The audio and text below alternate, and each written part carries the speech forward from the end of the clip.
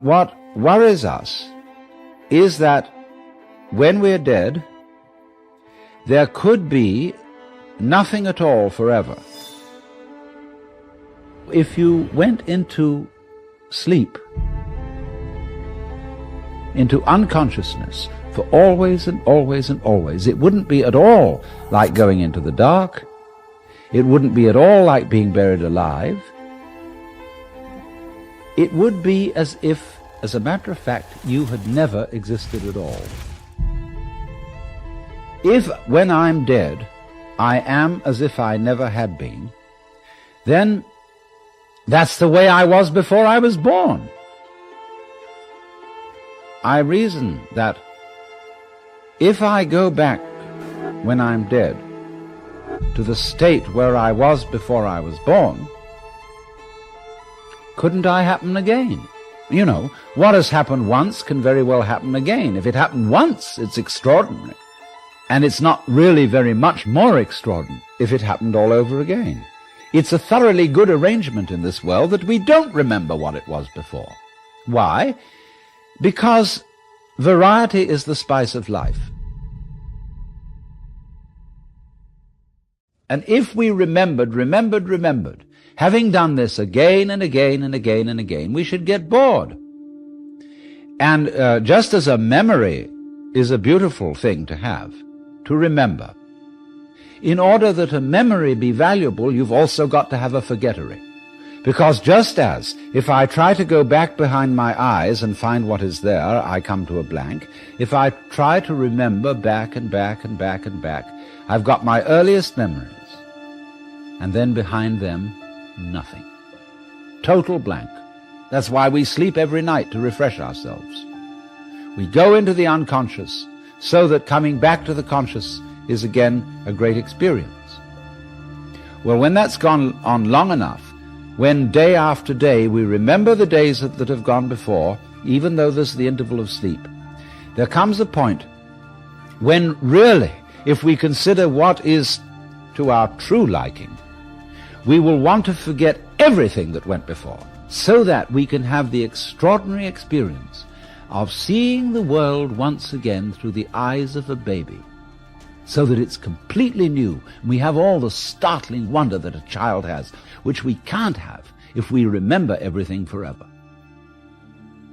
So do you see what happens? The universe is a system which not only forgets itself, and then again remembers anew, so that there's always this constant change and constant variety in the span of time, but it also does it in the span of space by looking at itself through every different living organism.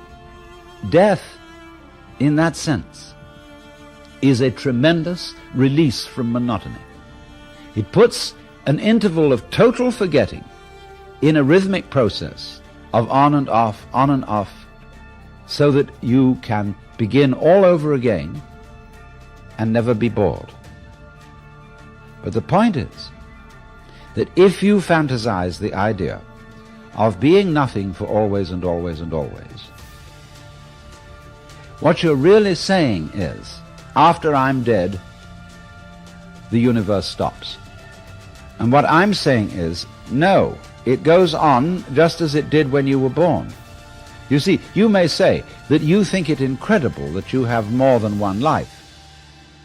But I say, first of all, isn't it incredible that you have this one? Isn't it incredible that out of the nothing that is your past, here you are? Well, it's astonishing. So, if that's astonishing, it can always happen again and again and again. The ambition that many of us have, especially in an age of technological competence, to have everything under our control, is a false ambition, because you've only got to think for one moment, what would it be like if you did really know and control everything? Supposing we had a super colossal technology which could go to our wildest dreams of technological competence, so that everything that is going to happen would be foreknown, predicted, and everything would be under our control. You see, you can't experience the feeling you call self unless it's in contrast with the feeling of other.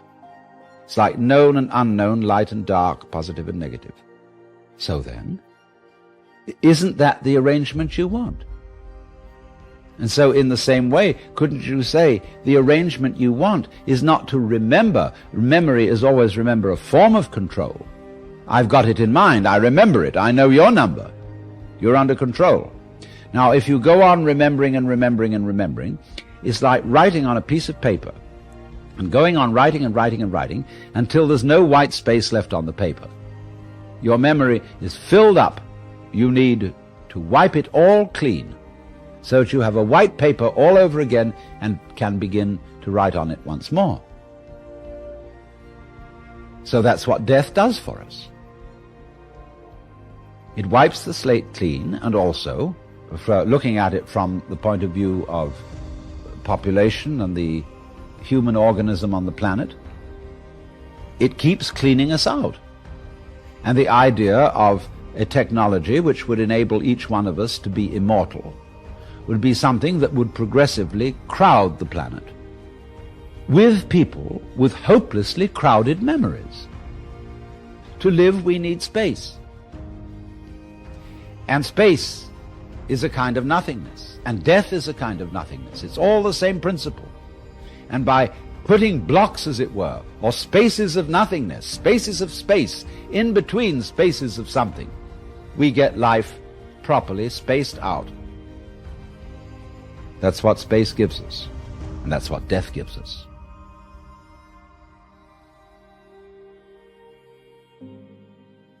You will see that this nothingness, if you followed my argument, is something, as it were, you bounce off from again, just as you bounced in the first place when you were born. You bounced out of nothingness. Nothingness is a kind of bounce. Therefore, you get this sense, just like you've got the sense of nothing behind your eyes. Get the sense of nothingness, very powerful, frisky nothingness, underlying your whole being. Then, with that sense, you can come on like a person for whom the rest of life is gravy because you're already dead. You know you're going to die. We say there's one thing certain, which is death and taxes. And the death of each one of us now is as certain as it would be if we were going to die 5 minutes from now. So where's your anxiety? Where's your hang-up? Regard yourself as dead already, so that you have nothing to lose. Turkish proverb says, "He who sleeps on the floor will not fall out of bed." So in the same way, the person who regards himself as already dead, therefore you are virtually nothing. 100 years from now, you'll be a handful of dust. That'll be for real. All right, act on that reality. And out of that nothing, you will suddenly surprise yourself that the more you know you're nothing, the more you'll amount to something.